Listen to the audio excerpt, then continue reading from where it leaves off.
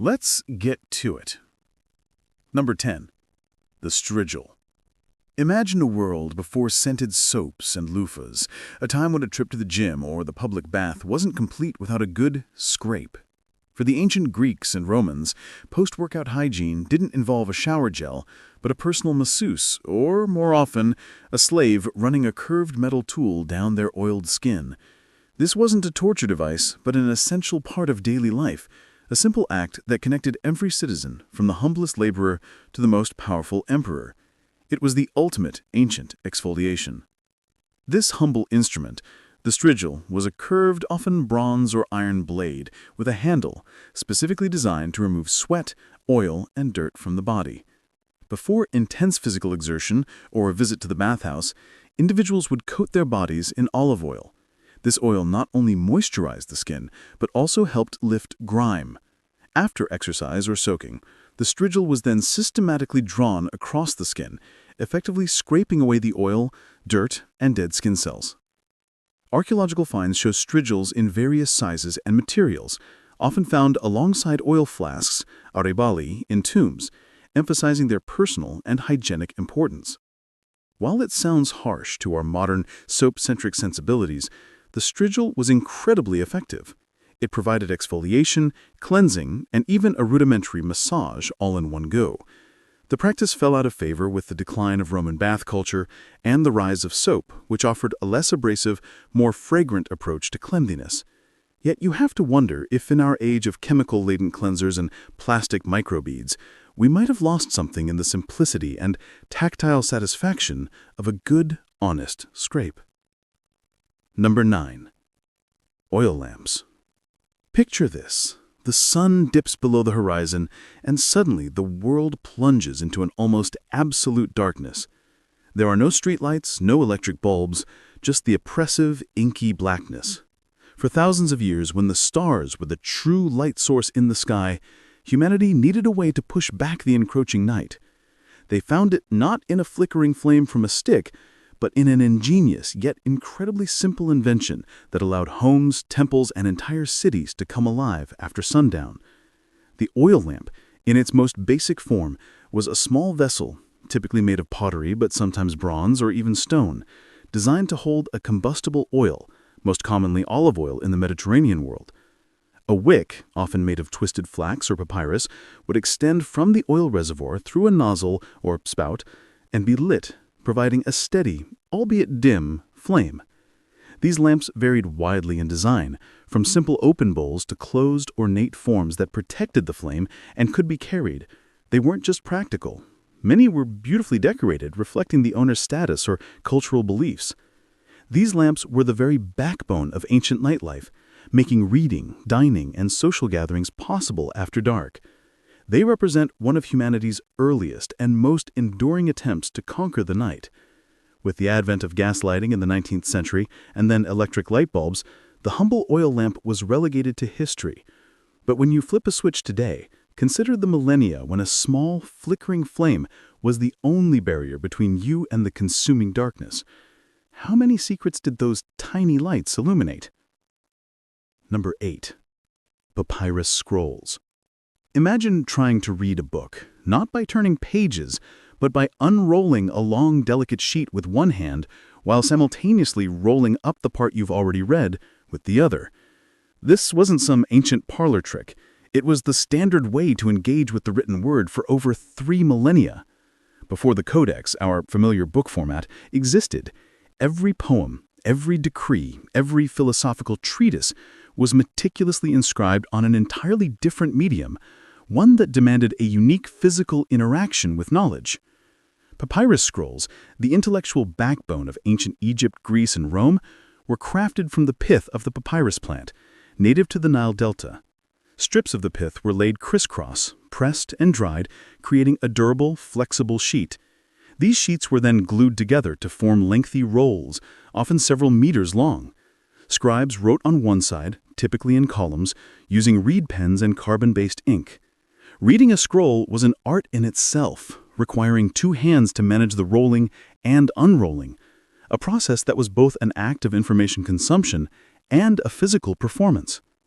The widespread adoption of parchment, animal skin, and the eventual invention of the codex by the early Christians, who preferred its easy navigation for scriptural reference, ultimately rendered the papyrus scroll obsolete.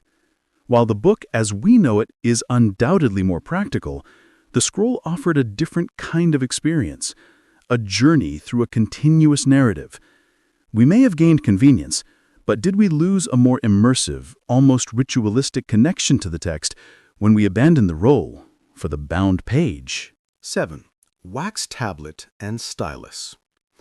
Let's say you're a Roman student, struggling with your arithmetic, or perhaps a busy merchant quickly jotting down inventory. You need to make a note, but you don't have paper, it's expensive, and ink, it's messy. What do?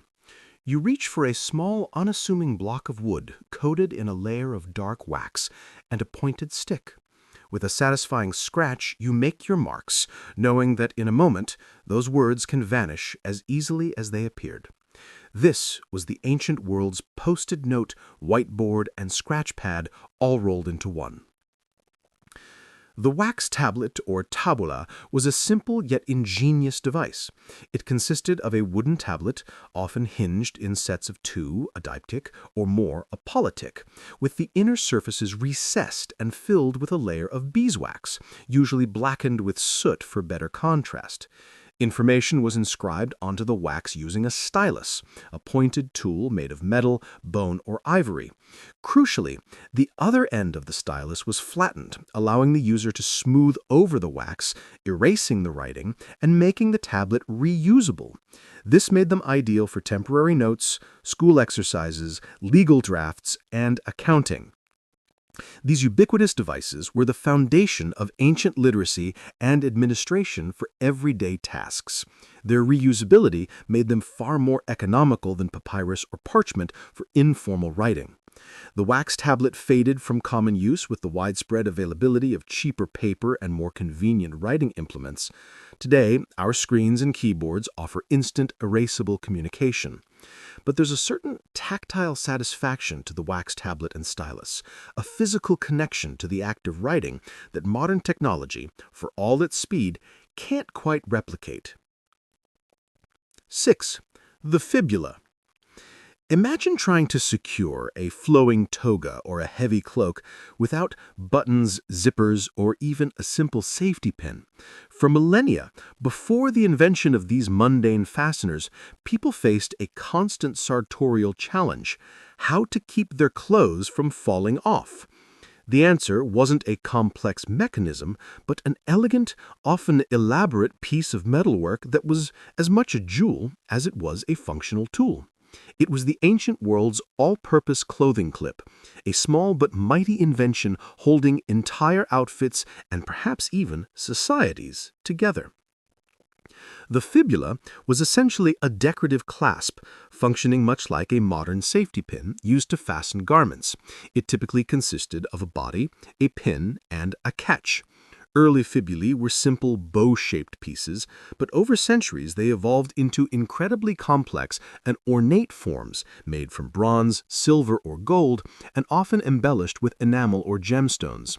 Different cultures and periods developed distinct styles, from the Roman crossbow fibula to the intricate animal-style fibulae of the Germanic tribes, each reflecting unique artistic traditions and social hierarchies. These ubiquitous fasteners served not only a practical purpose, but also acted as powerful status symbols, indicating wealth, rank, or tribal affiliation. The fibula's importance waned with the rise of tailored clothing and the invention of buttons and buckles, which offered more secure and less cumbersome methods of fastening garments. While modern clothing relies on a host of hidden mechanisms, the fibula was often a prominent, beautiful statement.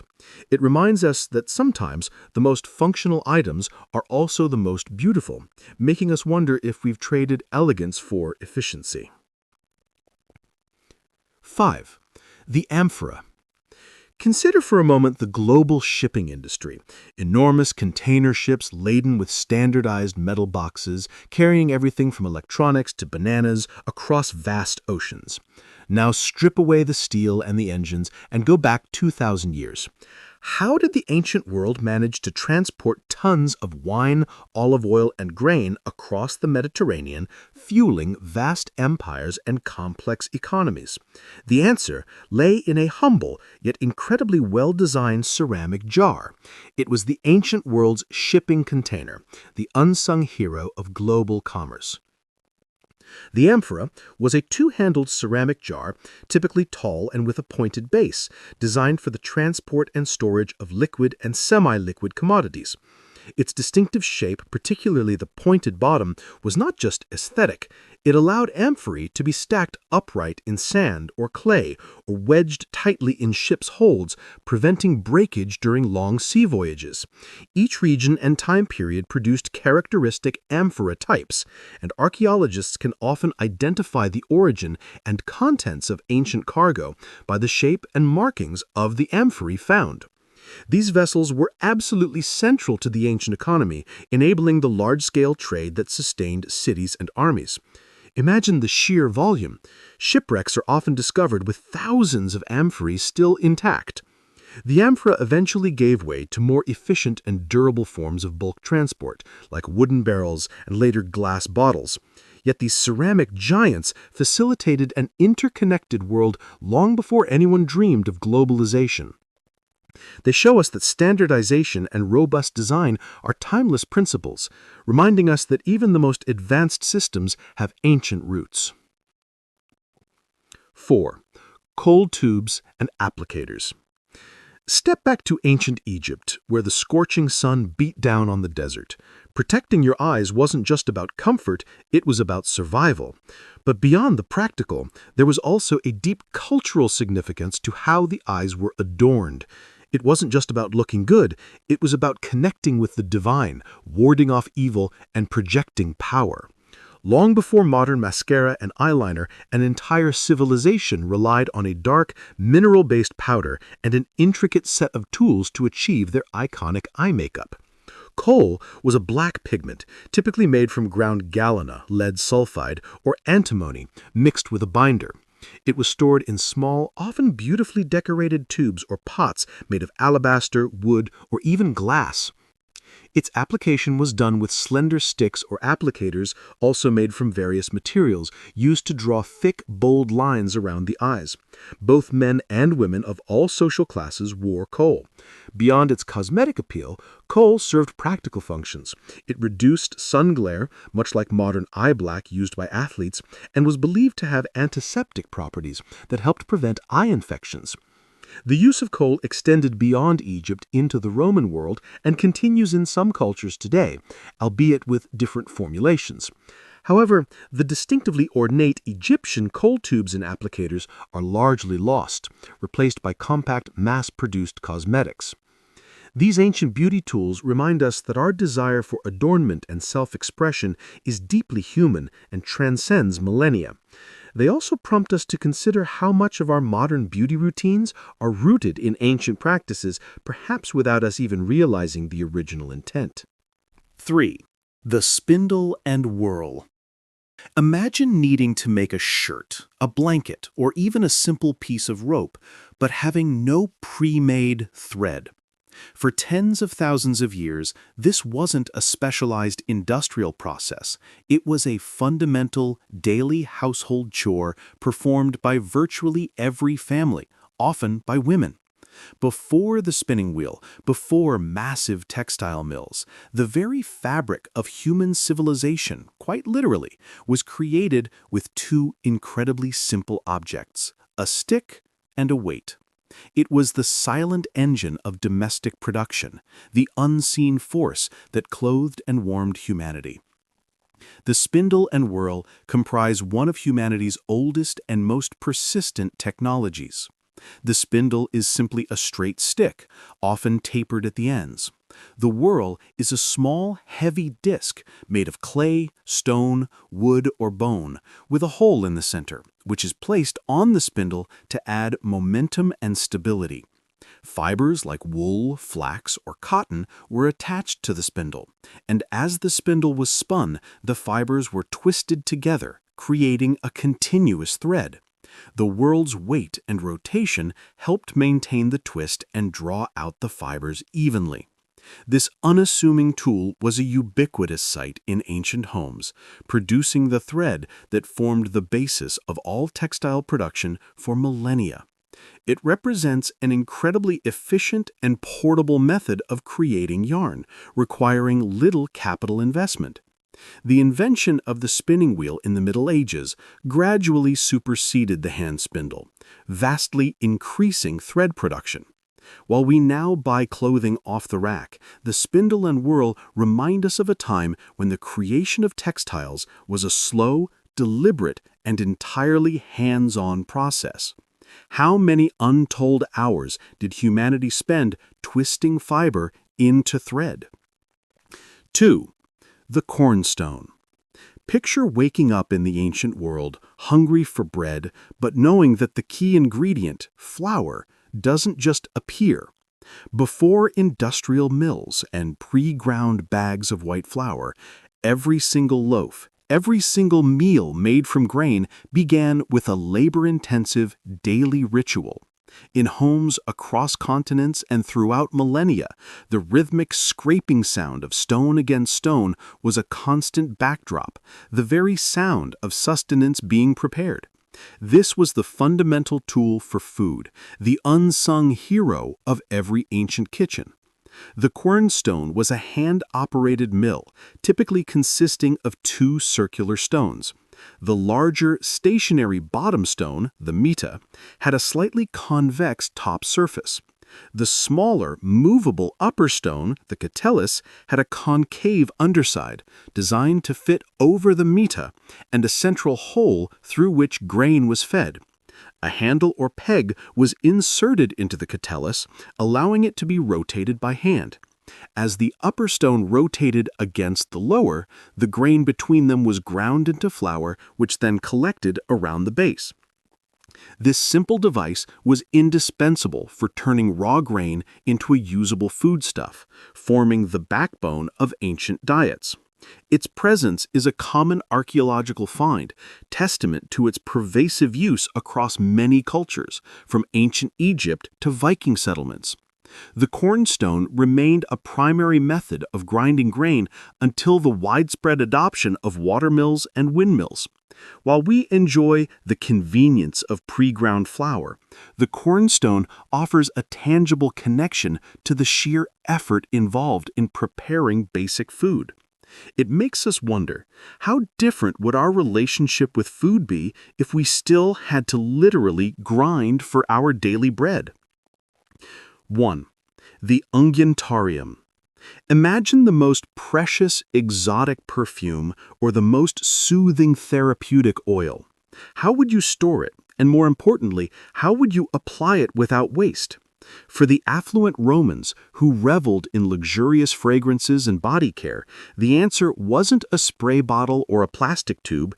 It was a delicate, often exquisite glass vessel, designed not just to hold these precious liquids, but to dispense them in tiny, controlled amounts. This was the elegant container of ancient luxury, a testament to the importance of personal fragrance and care. The unguentarium was a small, usually slender, blown glass bottle, specifically designed to hold and dispense perfumes, essential oils, and ointments. These vessels often had a long neck and a small mouth, which helped to minimize evaporation and allowed for precise, economical application of their expensive contents. Dating primarily from the Roman period, unguentaria are frequently found in graves, containing residues of the oils or perfumes that were important to the deceased in life or intended for use in the afterlife. Their production reflected the Roman mastery of glassblowing technology. These fragile bottles reflect the deep importance of personal fragrance and ritual in Roman culture, from daily anointing to funerary practices. Their design, with the small opening, ensured that expensive contents lasted longer, a practical elegance. The unguentarium was eventually superseded by more diverse and specialized containers as glass production became industrialized, and eventually by modern spray bottles and roll-ons. Yet the delicate beauty and precise design of the unguentarium remind us that the human desire for personal care and luxury and the ingenious ways we satisfy it are truly timeless. So there you have it. Another piece of the puzzle clicked into place. If you loved feeling this much smarter than everyone else, then you know what to do. Smash that subscribe button and ring the bell so you never miss out on another oddly explained revelation. And hey, we love hearing your theories, so drop a comment below. What blew your mind the most today?